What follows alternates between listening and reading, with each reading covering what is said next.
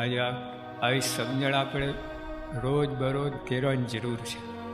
જો હમણાં મંદિરની બધી વાત ચાલે છે, આજે ભગવાનની ઈચ્છાથી જેટલું આપણે દ્રઢ હોય, અઘરું છે પણ તો આ જેટલું દ્રઢ થાય ને એટલું માણસ સ્વતંત્ર, આમ કે મુક્ત, અને કોઈ પ્રશ્ન જ ના રહે. પણ જો આપણે સવરું પડે આપણે તો આનંદ આવે, કેફ રહે, બળ રહે, અને ભગવાનનું સુખ આપણને ચાલુ રહે. નહીં તો આ પ્રગટ ભગવાન આપણને મળ્યા છે પણ તો આ કરતા નિષ્ઠા દ્રઢ ના હોય ને તો ભાંગી પડાય.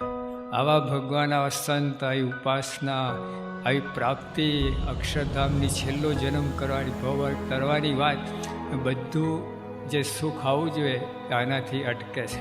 કરતારતા પણ સર્વ કરતારતા, અને સર્વ કરતારતા પણ સારા માટે. નહીં તો ઘણી વાર કરતા માનીએ નુકસાન થાય, પણ સારા માટે ના સમજીએ તો આપણને કાચું રહે. એટલે આ રીતે આ નિષ્ઠા આપણે સર્વે દ્રઢ કરવાની જ છે, એના છૂટકો જ નથી. તો જ પાકી નિષ્ઠા થશે. સહેજાનંદ સ્વામી મહારાજની જય.